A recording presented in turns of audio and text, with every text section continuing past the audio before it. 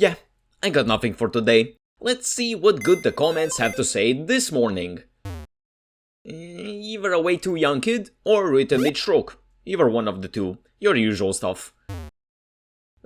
Speak your truth, King. Sure, whatever. Okay, your usual suggestion. Nothing much else. Oh, I stand corrected. Well, what better way to bring back the series than by claiming a YouTube comments idea as your own? We've done horrendous masterpieces, misguided classics, glorified demos, and other special cases as features for the series where I make some slight changes to our ROM and title it a full-blown remake, then call it a day.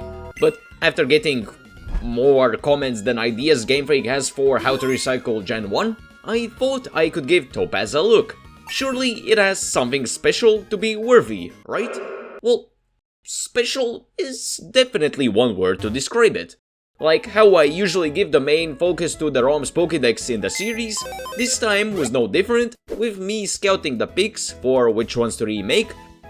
And boy, that sure was a doozy. Alright, Pokemon Topaz, you know, Pokemon part, let's open the Pandora's box and let's see what absolute dog species we can find in here and maybe find some good contenders, like Quamp. I mean, Quamp, chef's kiss.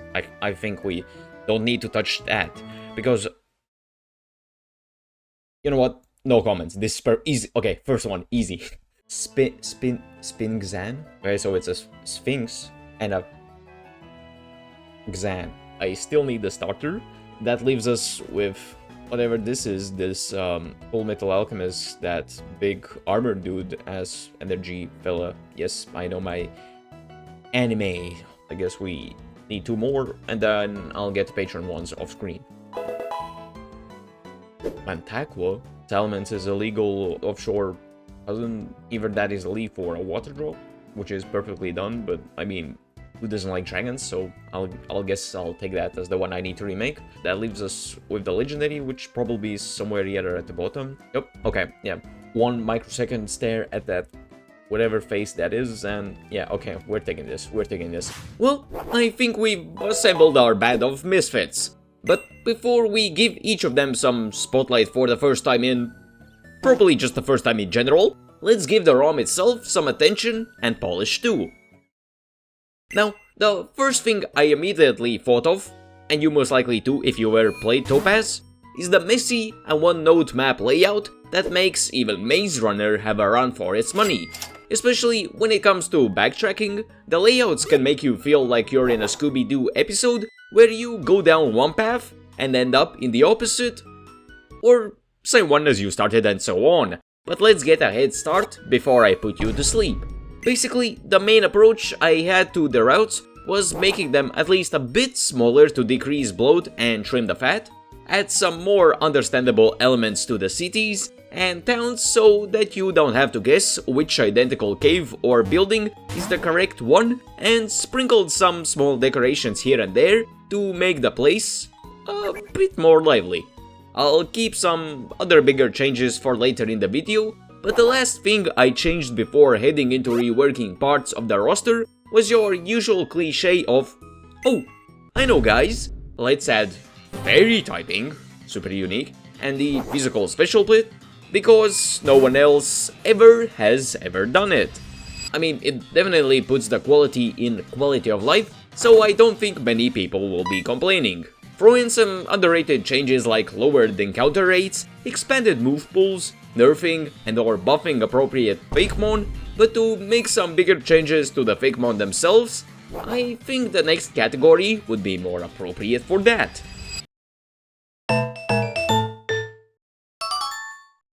Now, finally jumping into the segment with the thing that I'm actually good at, or at least like to think is true, let's start off the Fakemon remaking segment with the one that has the same namesake. Each one will have a special category later on, but for now let's start with the Water Starter's final evolution, Muskrab. Being a member of the ever-beloved animal class that are crustaceans, the Water Crab Beefcake, sounds like GamerSub's protein-based flavor, ends up being my pick due to Water Starters being the least picked in the ROM series up until this point. And that ends the interesting fact segment I had for it. When it came to remaking the design, I quickly realized that for all of the Fakemon, I could just remake them in my style with a Gen 5 animated sprite on top, and that probably would be more than enough. But I wanted to at least somewhat make this interesting, replacing the fins on the stomach with smaller claws, giving it a unique stomach pattern and making the expression much more than inside. The same way that crabs seem to act like the literal NPCs of the animal kingdom with no expression, then counter that with some personality in the pincer pinching motion being added in. Speaking of added in, I actually added the remade muskrat, and the others later on too, into Topaz, so enjoy seeing them in their habitat. Front, back, shiny front, and back, icon included. Now yeah, the design itself is pretty cool despite the lacking execution, so making the sprite was pretty easy in the end. So why not up the ante with a harder design?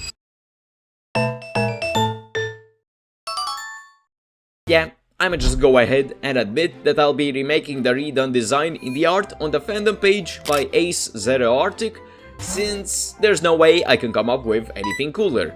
Do we all agree on that?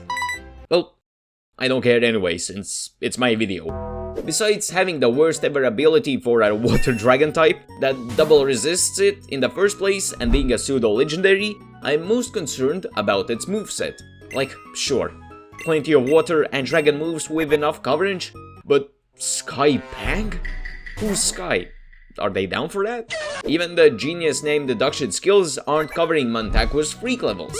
Moving on from some casual buffoonery, I applied the best scapegoat method for what I can use as reference, aka, if it ain't broke, don't fix it, and used Salamence as a reference for the body structure and the animation of the sprite. Not that you would have noticed it otherwise. But yeah, pretty much the same song and dance of polishing the rough shapes, finding the right colors for the sprite and splitting up, then moving around the body parts for the animation to get the final result for the main showcase, that is the Gen 5 sprite, then the result of some off-screen grinding that are the remaining roster of made sprites seen now in the game itself. Boy, I really should be doing commissions or something with this type of quality. Wait, isn't Patreon something I already do? Finally, before we jump into the final ROM itself revamping segment, it's time to honor my shilling enablers with allowing them to decide the Fakemon I should remake. Let's check the polls. Oh, alright, tie between two. Now, I could either do a poll again, remove my vote to count.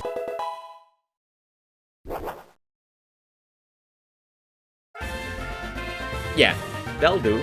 Okay, Negatate. What's this guy's deal? An Ice-type snowman Fakemon? Yeah, I guess that says enough about him.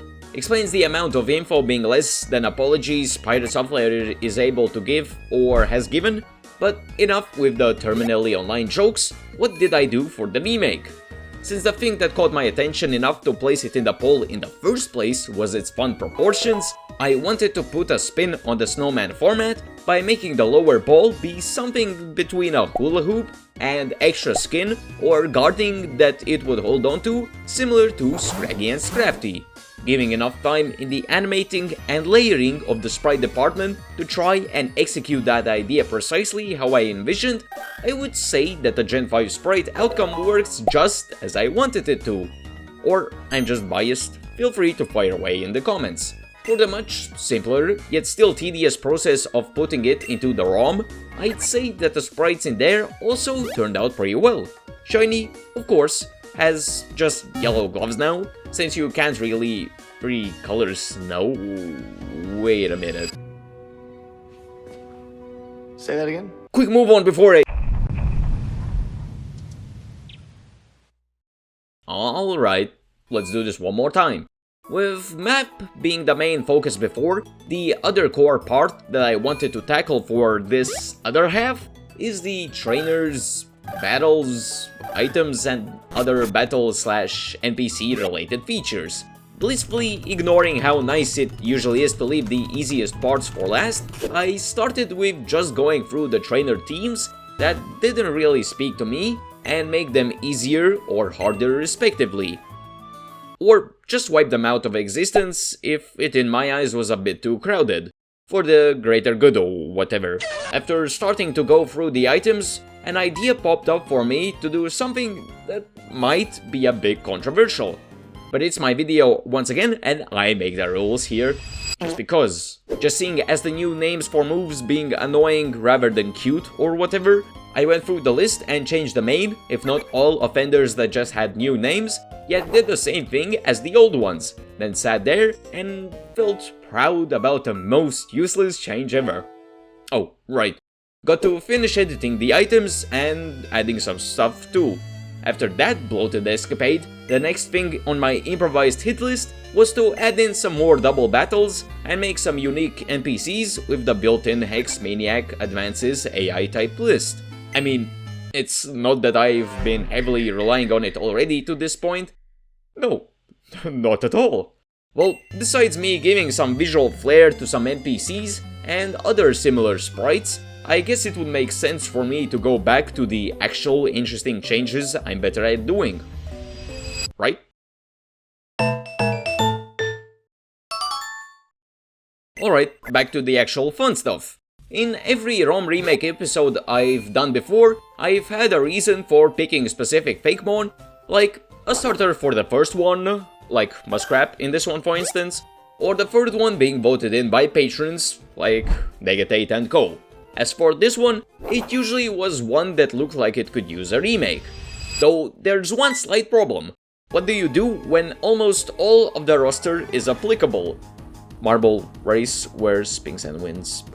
Ah, I love leaving my problem solving to the stupidest shit possible instead of doing it myself. Besides the genius level deduction skills on Topaz's fandom site about the Mon and having inspired the Egyptian Sphinx, allegedly, there's not much that I can say besides, oh look guys, it's raw ground, and learns the thing that AAA game devs can't, by TM.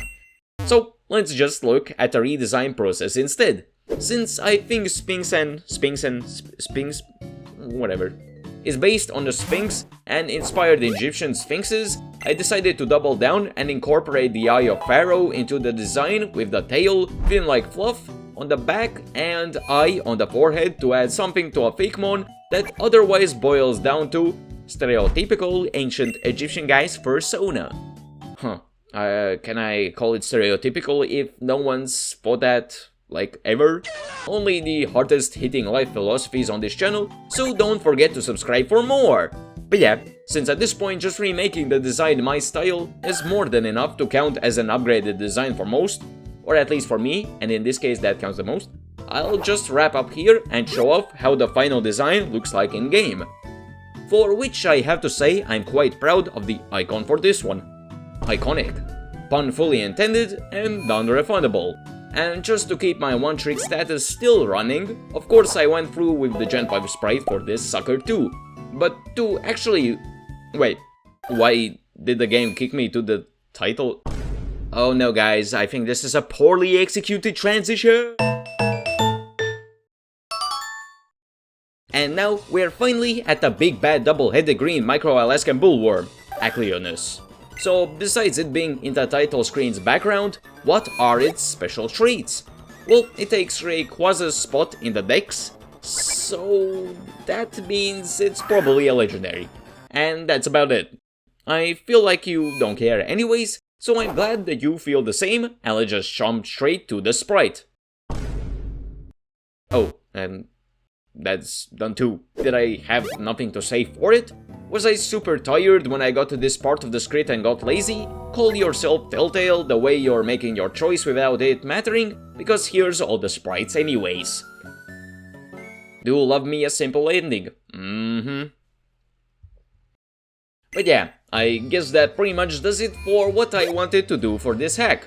Now, I want to quickly mention, again, that the changes I make for this ROM are purely for entertainment and some slop that you watch while you're eating. Don't worry, I do the exact same thing, and won't be released publicly, unlike the remade Pokemon sprites on my DeviantArt, out of respect for the original project. Probably took them quite a while to make it, despite looking like quite the opposite. At least that's what the meme people would say. Thank God I'm not mean. I mean, if the dev comments on this video saying it's okay to release it, then it's fine by me. Otherwise, let me know your favorite original and remade Topaz Pokemon in the comments. Big thanks to my gang over at Patron, skrr. Not gonna forget about the members either. My Twitter account is holding my family hostage and they want you to follow it. Please do it. And stay tuned for more.